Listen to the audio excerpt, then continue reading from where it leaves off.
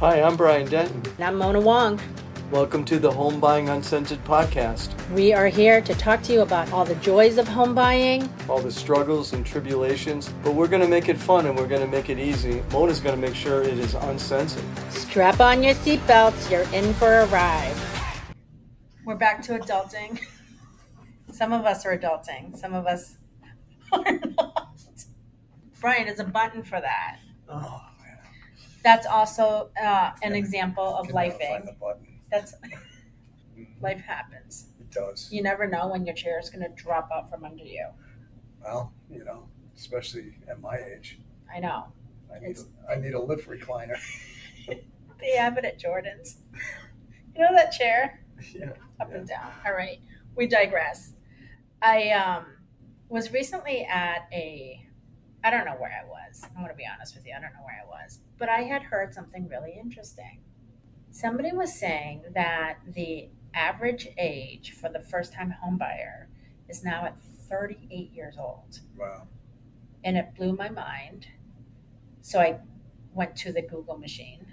I like the Google machine. Yeah, the Google machine knows everything. So I asked Google.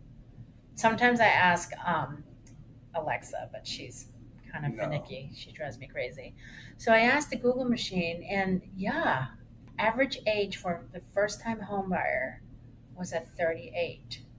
Yeah, kids are living at home longer than when I was a kid. I mean, I turned 18. My father goes, "Yeah, time to go." So that's kind of what happened.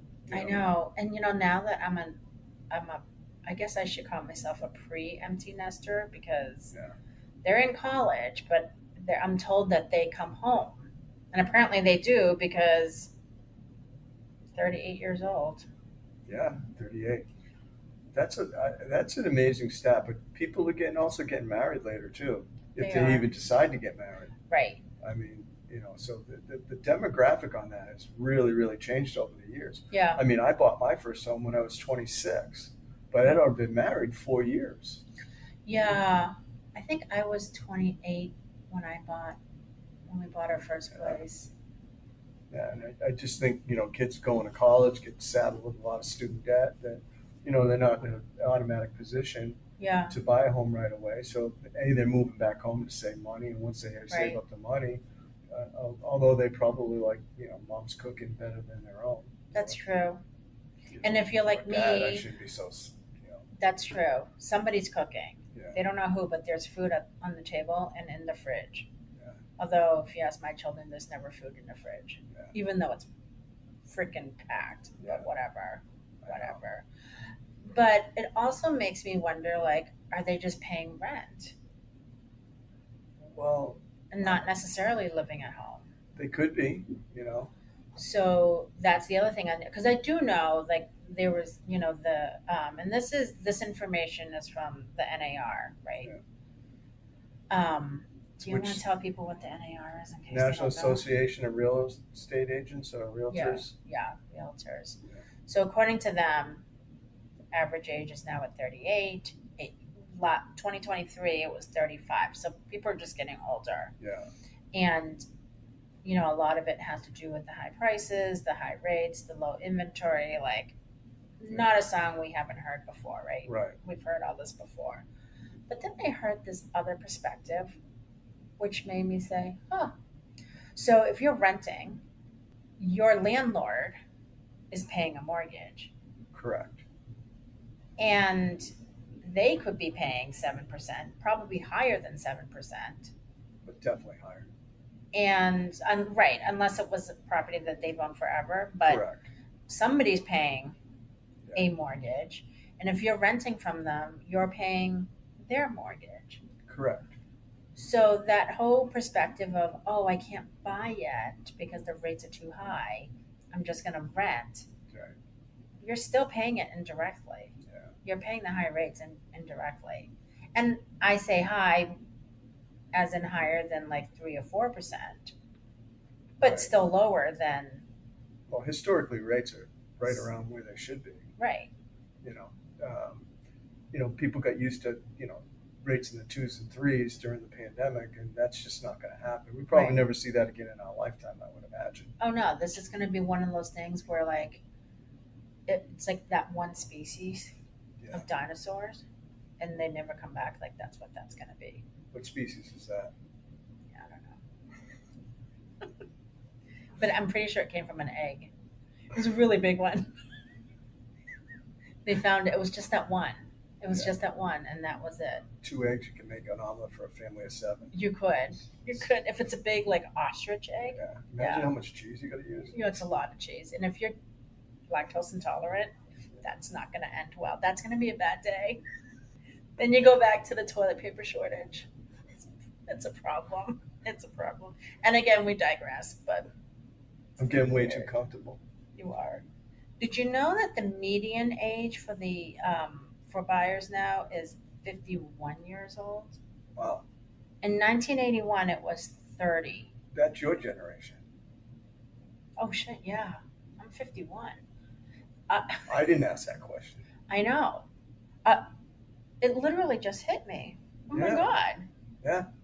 So the median age, so median versus average, right? So average, you're adding up the sum of all the ages and dividing it by the number of sample size.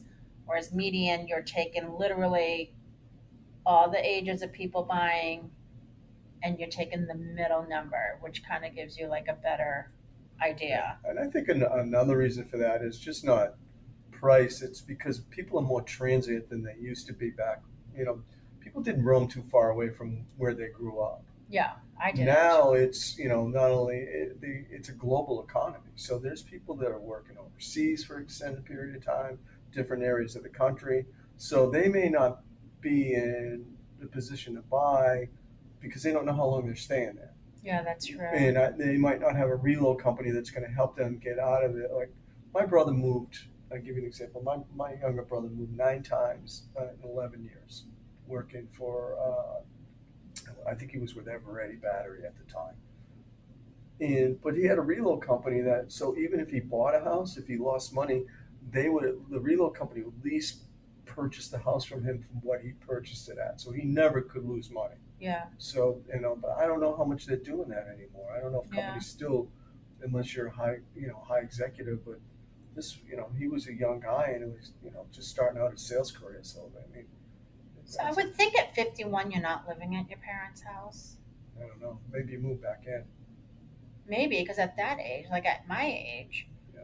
I would probably be moving back in to help them out. Yeah. You know what? What's weird though, Mona? I think the statistic may not be 100% accurate, only for the simple fact that, first time. What do they consider a first time home buyer? Well, how was the question asked in the survey? Because Right. if you haven't been own a home in more than 3 years, you're a first time home buyer. Whereas opposed to the question is, have you ever owned a home? Well, I call those born agains. Yeah. The right? born againers. So who knows how they arrived at that number? So that is true. But the medium is what really. That was staggering. Yeah, I did 38. Wow. Yeah. I figured it would be like early 30s, late 20s. Yeah. That's crazy. Well, I think people are looking at real estate differently now. Yeah. I think people are. I'd like to think they're smarter. But I watch my kids. They're like the best That'd examples. Be a great poll question. That would be a great poll question. You're smart enough. Yes or no? Do you think you can be a I'm going homeowner? for maybe. Yeah. Do you see yourself being a homeowner? Yeah. And how do you save enough money to get there? You would think that by the age of 38 or 51, that you would have saved enough money to be able to buy a home. But this goes back to that, you save enough for the 20% down, but then what does that actually get you? So you started saving so let's say you're 51. Let's say you started saving when you were 25. So that's 26 years of saving. A home 26 years ago is not the same as the home now. So you keep saving, but is it enough to buy you a new home now? Well, just look at when I got into the business, right? What's the conforming loan limit now for a single family house? Like 806? Yeah. I think it was like 184,750 when I first got into the business. Oh my god! That And was when the I got maximum in, one. it was 417. Yeah, Yeah, and that was 417 for the longest time. yeah, You know, yeah, so yeah, yeah. I You can't even buy a house for 417 now. no, You can't buy a condo. no, Not in Boston, anyways. no, forget about it.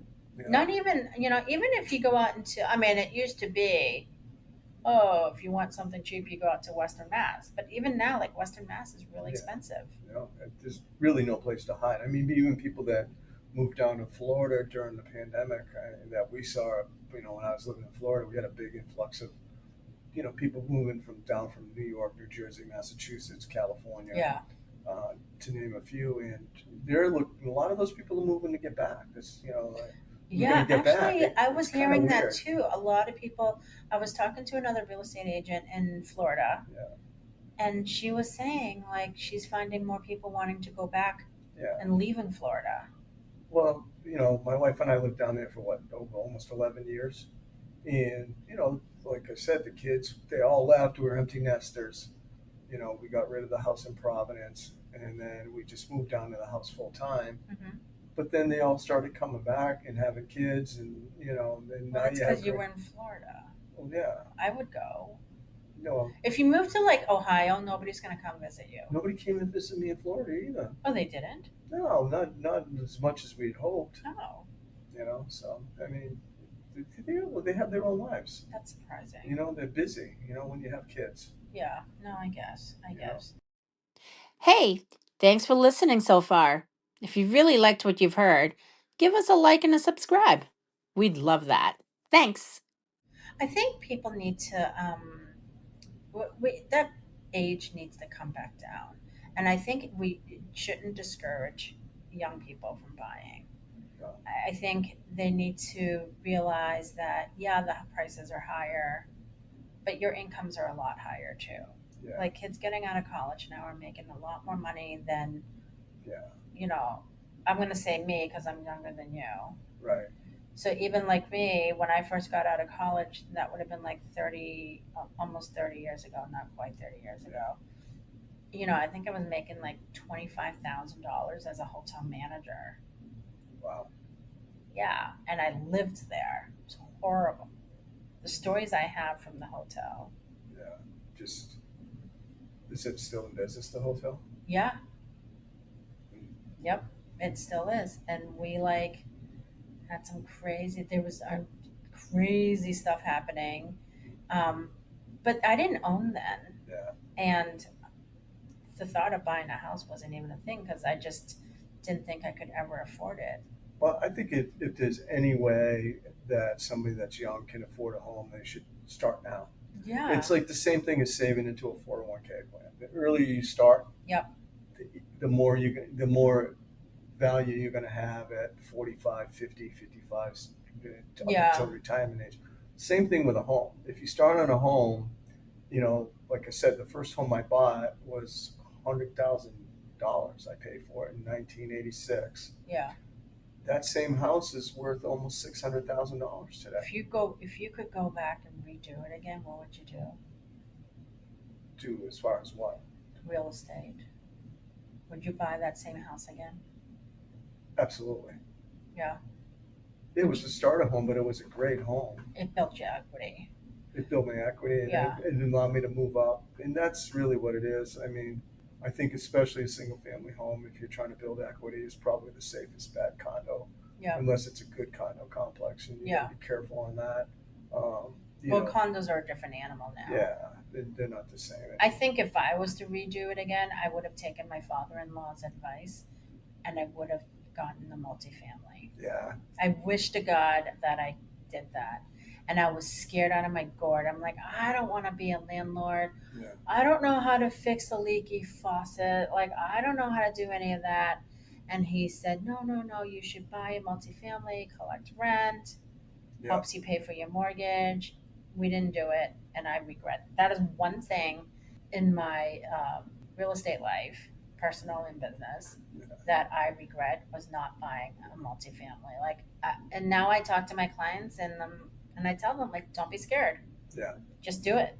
Yeah, I mean, especially some of the programs out there today. I mean, you can buy a two-family home for 3.5% down. 3.5% down. You know, Yeah. Conventional 5% down. Right. And what's the worst that could happen? You sell it? Sell it or rent the other side out after a year and move back Move in. back home. Yeah, move back home. Right.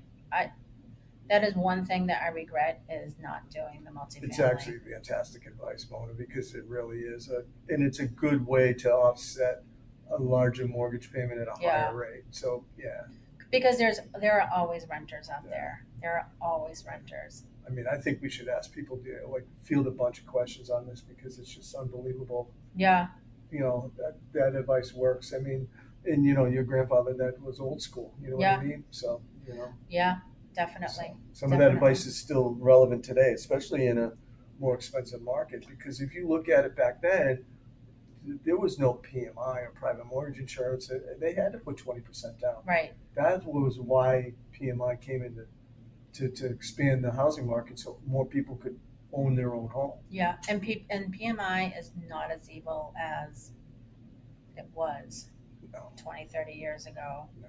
It's a different animal now. And most people don't put down 20% to purchase. No. As a matter of fact, you're better off not your first home, even if you have the money, unless you've got so much extra cash around. Right. Because you know how as well as I do, when you move into a home, you go, oh shoot, I need to mow the lawn. Maybe Have you go buy a lawn. Gone into a paint store recently, like a Benjamin Moore? Do you know how much paint is? Like $70 a gallon. Yeah. I know, but it's good paint. I know, but still. I mean, yeah. I mean, that's like a dinner. That's like twice as much as when I painted my home in Florida before I left, and I think it was like Sherwin-Williams. It was like 45. Yeah, which I still think is a lot, but now it's even more than that. Yeah. It's crazy. And I'm helping my kids furnish their apartments, and like if you want to get furniture that you actually can't, fall on your ass. Yeah. It's insane. Well, furniture is a big ticket item too. It's insane. And student loans. I mean, student loans is a real issue. Yeah. For our young buyers, really and for the parents who helped them. It is because they took out parent loans. Yeah. And they co-signed. Right. And then now the parents are in a situation where they want to downsize or something or need a mortgage and they can't. Yeah. Can't do it. Yeah. So it's pretty crazy. I know. But there are ways to help them. So I just wanted to close that off today with that staggering number. Wow. It is pretty crazy. And I think it's not meant to discourage. I think it's an actual encouragement is to get started now. Yeah. And plan now. Yeah. We were just talking about this shortly before we started that, I had a client that, works at BC that I had in my pre-approval pipeline for 5 years before he bought. Wow. And I said, John, if you keep going, you're not going to need me. Just pay cash for the house. Yeah. Yeah. And, he went from, he must have saved everything he had. But again, he was an older gentleman, lived at home. So. My God, he was either going to have a ton of money or he was going to die. Either die with a house or without one. Yeah. I don't know. Anyway. Well, just wanted to share some of this news with everybody. I think everybody should be homeowners, and there is a way for everybody to become a homeowner. Yeah. Just got to find the right program. Find the right program and start early and start planning. Yeah, planning. That's key. All right. Talk to y'all later. Yeah. Bye. We love talking about real estate. We love talking about mortgages, and we love talking about real life. If there's anything that you haven't heard yet, or if you have any question about something you've heard, drop us a note. hello@homebuyinguncensored.com. Talk to you soon.